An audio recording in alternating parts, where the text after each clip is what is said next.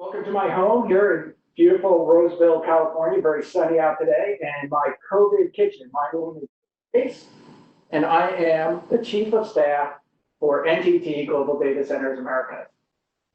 I am alone, low tech, ready to go over craft cocktails with you today. And first, I would like to thank our marketing department. I was really intimidated to begin with. I'm not sure if you caught our Hidden Talent series with our Vice President of Product, Bruno Berkey, or our Vice President of Business Price Sales, Rodney Willis. They put on two amazing shows to begin with. Hey, what's your hidden talent? I said, well, craft cocktails. And they're like, well, how'd that come about?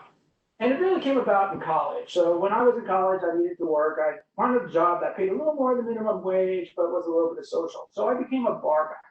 What a barback is, it is a busser for the bartender. And you're bringing out kegs, you're washing glasses, you're refilling liquors, and you really become an apprentice or an understudy. You sort of work your way up as you get older through school to that bartending position. You start on, Tuesday nights when there's nobody in the bar. And then eventually you graduate to Friday night in the back bar, and then all of a sudden you're the star in the front bar. And being a bartender in college is where my real start in mixology came from. So what are we going to do today? We are going to make 3 craft cocktails for you. The first one is going to be a strawberry gin mojito. The second one's going to be a no-hito, which is the same cocktail without alcohol. And then the third one is going to be a tequila old-fashioned. And so getting back to why craft cocktails, the craft cocktail is actually the starter of the event. It's the starter of the social engagement. And like all good starters, it comes with its own conversation piece. And the first conversation piece is, you don't make a mojito with gin, you don't make an old-fashioned with tequila. What are you doing? And that is the idea of the craft cocktail, because now you can launch off into your diatribe of, I don't like my drinks super sweet. I find that these are very complimentary. And what I do is I infuse some of my liquors to really layer the flavors and create something that's uniquely my own. And then you bring them along for the journey inside your house. And that's what I'm going to do with you all here today. And get that. So we're going to then do what I would normally do at home with company coming over and take them through the journey of making a craft cocktail. So craft cocktail has 3 key components: liquor, mixer, and garnish. And you really have to pay attention to all 3 of them if you really want to layer the flavors and create the nuances that you're looking for. So first, we're going to start with tricks of the trade. You see them right here. Most people will tell you the only thing a bartender really needs is a shaker, a strainer, and a pairing knife. But I think there's 2 other things that are really nice to have. The first is a pitter. And I like a pitter for both cherries and olives because really awkward to have your company bite into an olive and then spit it back out, right? So if you actually pit your olives and cherries, it actually will leave the meat of the fruit on the inside to also flavor the cocktail. So I think this is a must-have. The other must-have is my muddler. And what we're going to be doing today with our strawberry gin mojito is muddling the ingredients first. And we'll get to that as we talk about how we're going to make it. Now, I talked a little bit about making things your own. What I love about craft cocktails is it can become really regional. And what do I mean by that is, you should start with your farmer's market. And so I went to the farmer's market yesterday, got some strawberries, got some cherries, and you want to use fresh fruits, fresh honeys, fresh ingredients, fresh mint for your cocktails also, right? And it's not only just the garnish. You can also infuse your liquor with these ingredients also. And you're going to see that's what we did today. So let me take you through infusing your liquors. A lot of people say, infusing my liquors, that's really hard, takes a lot of time. Actually, it doesn't. If you're making limoncello, yeah, that can take a while. But if you're really just trying to infuse flavor into your liquor, that can actually be done really, really quickly. So how I normally do it is for clear liquors, I normally use citruses. And then for colored liquors, like the bourbons or the tequilas, I'll either use fats, sticks like cinnamon, or beans. Now, there's nothing that says you can't mix and match. Vanilla extract is just vanilla beans and vodka left over like cake, right? But I have found that the flavors really mesh better together if you sort of stick with that schedule with it. So let's talk about what that would look like. So I've got two things I'm going to infuse today for this weekend. If you're infusing, it should only take like 3 days, right? This isn't rocket science. You're just imparting the flavors into the liquor, and then you're going to strain the fruit. So we talked about strawberries. This is the cut up strawberries from that beautiful farmer's market that you saw. And what you want to do is fill your jar completely with the fruit. These are 12-ounce jars. And the reason I use 12-ounce jars is you're going to have some epic fails from flavors that you think are going to go really well together. I did strawberry vanilla. Oh, no, that was really bad. And if it's really bad, then you're only stuck with 12 ounces of it, as opposed to a whole lot of it. And then you normally do 2 jars. I'm only doing 1 jar of this today because we're using some of my strawberry gin. Normally you do 2 jars because 2 jars, once you strain it, will equal 1 jar of my strawberry gin. So today I'm going to do cherry vodka because I'm going to do cherry vodka limeades later on this weekend. And it's just the fruit. These are pitted cherries. Did that prior through the magic of time lapse. No, just kidding. I just did it prior. And all you're doing is filling it up, right? And then you're just going to set it in your refrigerator. Cap it up, set it in your refrigerator. Then you want to shake it normally 3 times a day. Since none of us are traveling anymore and you're just sitting in your COVID kitchen, pretty easy to do at breakfast, lunch, and dinner. After 3 days, you're going to strain the fruit. You're actually going to see the fruit start to discolor and blanch out. So shake it up, working my way towards strawberry vodka limeades. And then, cherry vodka limeades this weekend. And now strawberry gin. Same thing, gin's all filled up. Just going to fill this up with the liquor to the top, leaving a little bit of space, and then we're going to shake it. Now, a lot of people also ask me, hey, do you really need to use neutral liquors since you're infusing them? No, really what we're doing is layering flavors.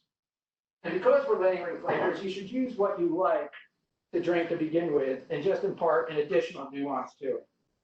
If you're doing botanicals, like if you're making a botanical martini out of gin, yeah, you might want to start with something neutral. But for something like this, no, you don't need. So I'm infusing my liquors, and then 3 days later, what I have are my infused liquors. This was gin. It was that beefier gin to begin with, and you can see it's that nice ruby color now from the strawberries. This is a brown butter tequila. And I talked about mixing fats with tequila earlier. It's going to be darker. I use a reposado tequila because it's got caramel undertones. It's going to really be nice. So when we get to the old fashioned, I will show you how that looks next to the tequila from the bottle. So infusing liquors, number 1. Number 2, mixers. People say, oh, I've got to go out and buy really expensive mixers. You don't. You don't need to go out and buy any of those things you'll see in the refrigerated sections. You're better off making your own. And talk about making your own, it really all starts with simple syrups. So if you don't learn anything from today and you want to ignore all of it, that's cool. But please don't ignore this one most important lesson. Do not put sugar in a craft cocktail. Always make a simple syrup. Nobody likes grit. Sugar settles to the bottom. You can't control the sweetness. So make your simple sugars to begin with. So this is a plain simple sugar. It's 4 ounces of water, a cup of sugar. It's just cane sugar. You can see it's clear. This is just my sweetener. I never really put this in a drink unless I make a drink. It's not quite sweet enough to me or my guests' liking. Then I just put in like a teaspoon of this. This controls the sweetness of any drink that I might have fell a little short on. The rest of these are different simple sugars depending on the drink. This is a honey simple sugar. It's 2 ounces of honey, 2 ounces of boiling water. You make simple sugars easily in a hot pot, right? And then in a cup. And this is also from my farmer's market. It's orange clover honey. It's going to be fantastic in this strawberry gin mojito coming up. I've got coconut palm sugar right here. Coconut palm sugar. hurricanes, daiquiris. It's a fantastic little mixer for that. And then for my old fashioned today, I have maple brown sugar here. I don't like my simple sugars very sweet, so these two, I normally use 4 ounces of water and just under a third cup of sugar, so I'm pretty far away from that one-to-one mix. But that's just me. You should make your craft cocktails to your taste, which is sort of what's really cool about it. And then your standard mixer, which is club soda. And remember, the most important thing about club soda, open it before your guests get there, right? Because this will normally explode if you didn't, do a test run to begin with. So club soda, tonic water are your mixers. And now, garnishes. Garnishes are my favorite because you use them both in the cocktail itself, and you also tap your drink with them. So, garnishes we're going to use today. For the mojito, we've got limes. Slices are for garnishing. Wedges are for squeezing in the cocktail. Same thing with the old fashioned. You've got cocktail peels here that can release oils if you want to layer the glass. Sometimes heat will release the oils. So a lot of people use a lighter to release the heat off that and then rim the glass. And then you just put a slice straight in. I like the navel oranges mostly because they grow in my backyard. And then finally, the plants of the herbs. Right? So using mint today, the thing about mint is we're taking the oils off the leaf and we're putting it into the cocktail. So you don't want to handle it a whole lot, right? So the easiest thing to do, cut off the stem. I've already pre-done some of this, right? So that's what my mint's going to look like. And then just cut the mint leaf right onto the plate, dump it into the cocktail. And that way you're not handling the leaves, the oil goes to your hands, and you're not really transferring all of it. So completely fresh ingredients. Now, on to the fun part. Let's get started with what the cocktail should look like. This one is actually for my next one. So let's start with my strawberry gin mojito or the Jojito. See what I did there? Start with your shaker, and the first thing you're going to do is put in your mint leaves. Why do you put your mint leaves in first? Normally you put your mint leaves in first because you don't want to break the mint leaves when you muddle them. You're really only trying to transfer the oils to the strawberries in the glass. And then I'm just going to go ahead and add my strawberries here. And before I muddle these, I want to get my glasses ready. I'm going to have 2 mojito glasses here, one for my mojito, one for my mojito. So let me get some ice in these glasses first. While I'm doing that, let me give you a minute on some of the expansion we have going on here. So one of the things we're super excited about is where we're opening up in new markets. For those of you who haven't been to the website, Hillsboro, Oregon is looking to open at the end of this year in the 4th quarter. Super excited about that. For one of the things that we're super proud of here, and it's a real hats off to our project and design team, is we are the first data center company to go through the Cleaner Air Oregon certification there. Really can't wait for that to open up. Then we have Chicago opening up at the end of the year, beginning of next year, depending on which way you want to look at it. And then Silicon Valley, which is our base isolated facility in Santa Clara. Base isolation, if you don't know, it's very big in Tokyo due to the amount of earthquakes, and it's obviously applicable in Silicon Valley itself. So, we're super excited about getting into our 3 new markets this fiscal year for us. All right, so as we go ahead and fill these mojito glasses with ice, get that started because you don't want to do it once you're going in. I'll use that later for my old fashions. Getting back, we have got our strawberries and our mint in there now, and now we're going to muddle it. We're going to be muddlers, and really just pressing that all down, mixing the oils from the mint into the strawberries to create that nuance of flavor. Layers of flavor, that's what you're looking for. Since I'll be muddling again on the mojito, I'll leave it like that. Now, I said previously that wedges are for squeezing. I like limes. Now, a lot of people say they would rather have a lemon. So you reach back, this is easily done with a lemon, if you don't prefer the lime, and certainly the mojito, which would make it more like a strawberry mint lemonade, which could be done with lemon also. But I am just a ginormous limeade fan. And because I like lime so much, I'm going to put like 4 wedges. All right, wedges are in. Now comes the good stuff, which is my strawberry gin. Get my shot glass. Like these shot glasses, they have little rings so they can tell me when I do my mixing. I normally mix 3 to 1 on my mixer and alcohol. So that's 1.5 shots of the strawberry gin. And then I'm going to use that orange blossom clover honey.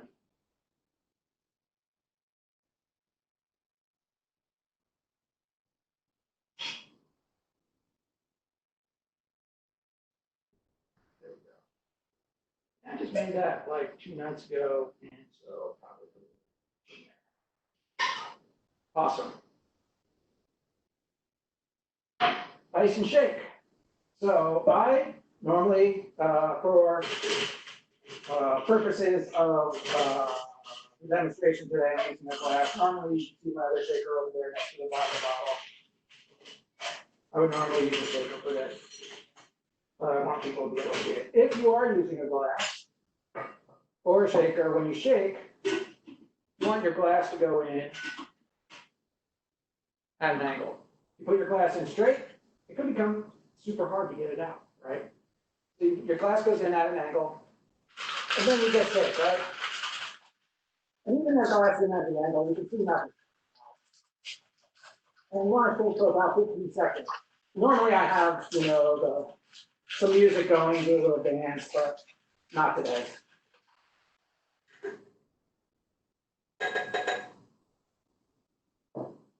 And now it's just straight into the glass.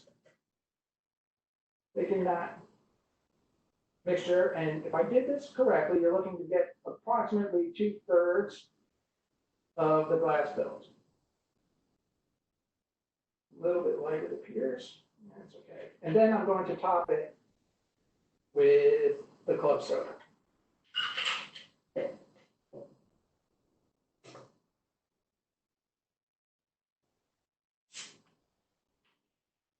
Now, the one thing I didn't talk about was rimming the glass. And some people like sugar, particularly for a mojito on the glass. I personally don't, so I didn't rim the glass. But if you're going to rim the glass prior to putting ice in it with either sugar or salt, depending on what you're drinking, that's what you should do. And then garnish with mint, sprig of mint, hello, Mr. Mint. And then a slice. When you slice, you also slice a little slice that goes up to the center, so it can just go on the outside of the glass like that. And thus, you have the beginning of your strawberry mojito, or strawberry gin mojito, or the Joe Mojito.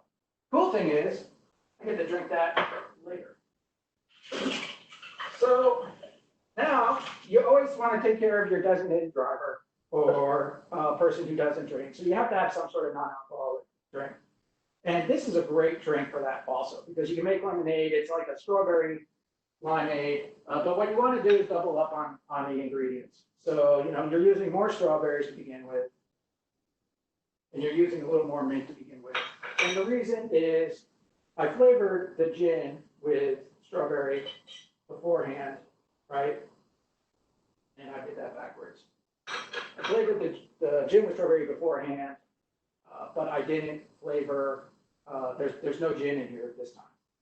So again, muddle, I've got to be careful and turn that over so I don't muddle the leaves.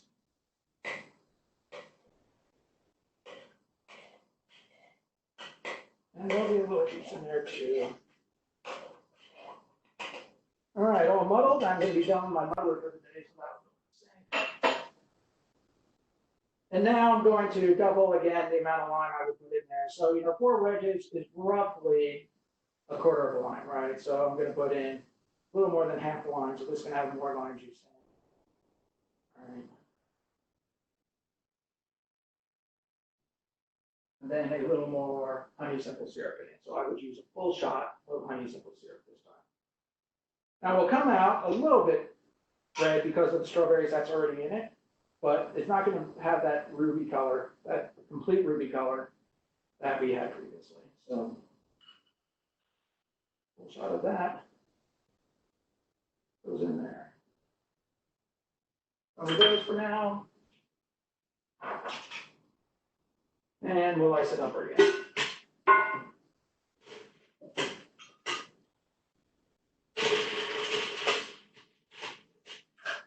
Ice in the shaker.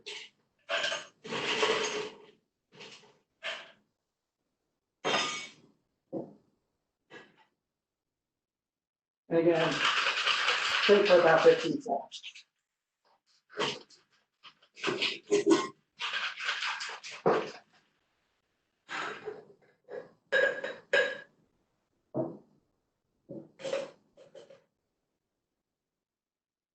Strain.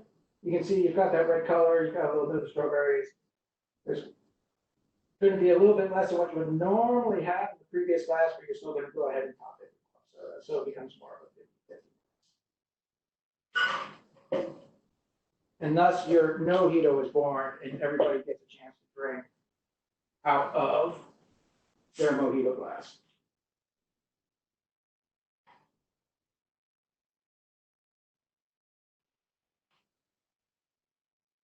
A lot of people ask, do I stir this now? And the answer is yes, you can if you like. I personally like the layered drink like this, but a lot of other people would rather stir this up so the drink is a little more consistent.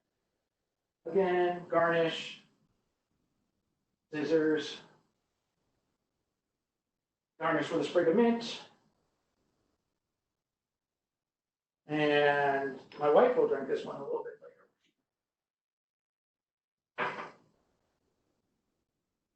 So, strawberry gin mojitos on tap. Finally, we'll go through a more classic cocktail today, which is the old fashioned. And the tequila old fashioned is exactly why I use that to begin with. It is because I don't really like my cocktail super sweet, not at all. And I think the tequila does a really nice job rounding out the sweetness instead of using the bourbon. So you're going to use a low ball glass for this right here.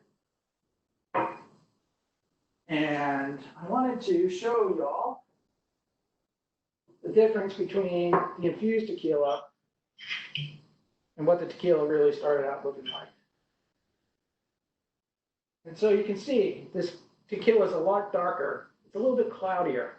And that's expected because we infused it with that brown butter earlier. It loses a little bit of that brown color because I strain it through a coffee filter as when I'm done with it. So how you infuse fats is normally you put the brown butter in, it still separates, you have to shake it up. And on the third day, you throw it in your refrigerator. Once you throw it in your refrigerator, the butter will rise to the top and become solid. You dig that out, strain it through a coffee filter, and you have this beautiful colored cloudy tequila.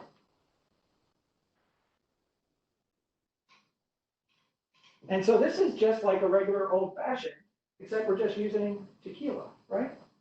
So we're going to go ahead and take my strainer, and I'm going to start first with ice here because I'm not muddling anything.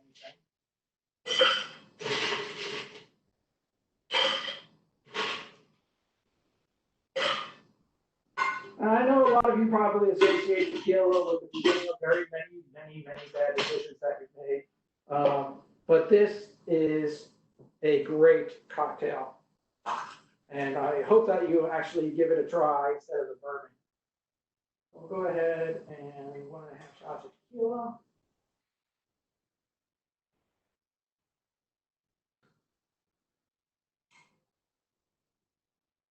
And then I've got this maple brown sugar simple syrup.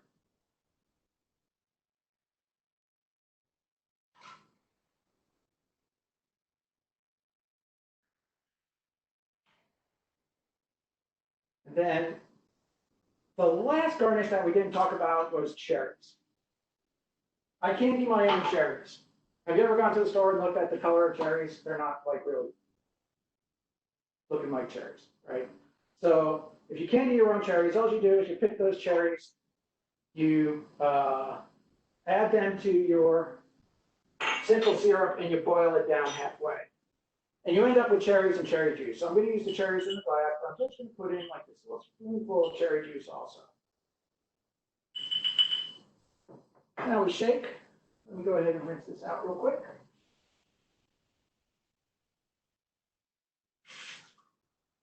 Feel like I'm at the bar. Go ahead and shake.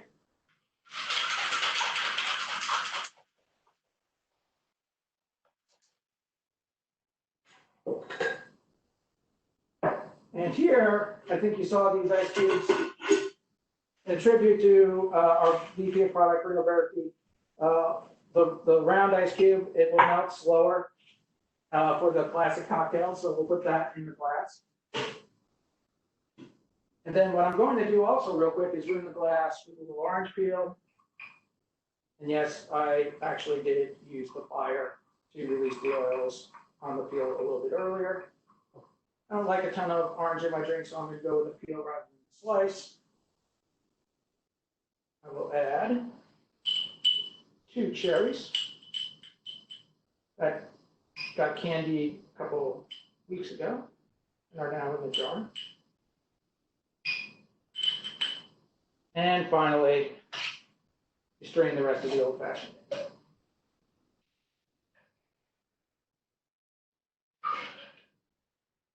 The tequila old fashioned, a little bit lighter, but just as flavorful. That does it from Cracked Cocktail Corner. I really appreciate everybody joining today. I hope everybody had super fun. I hope people thought of some of doing things and drinking in a different way. And I hope everybody's being safe and healthy in their own COVID kitchen. And Brooke, thanks very much for the opportunity. I'll turn it back to you. Hey, Joe, I just wanted to say thank you so much for closing out our summer Hidden Talents series. It was such a great event. I can't wait to try the Mojito. It looks so good. I just wanted to let everybody know, it sounds like a few of you had a little trouble with the sound, and we just want to let you know that after this event is over, within 24 hours, we'll be sending out a recorded version of the event. You can listen to it again on demand, and we'll be providing Joe's recipe for his Mojito. We did have an audience submitted question, if you're interested, Joe. Sure. Doug Adams would like to know if he could come over to your house tonight and drink your creations from today. I'm really surprised he's not here already. But He said some homemade candied cherries would probably be a good present to your boss. they do make great basket cakes. All right, well, I have one more quick announcement for everybody on the line. Again, thanks so much for joining. I did want to announce, or I'm pleased to announce that our winner for the 6-month subscription to Cocktail Courier is Ranger Richardson. So Ranger, wherever you are out there in the world, congratulations, and I will reach out to you later on today with details about your prize. We hope you enjoy your subscription to Cocktail Courier, and we look forward to meeting everybody again soon with our next installment of Hidden Talents. Thanks, everyone. Thanks, Joe, again.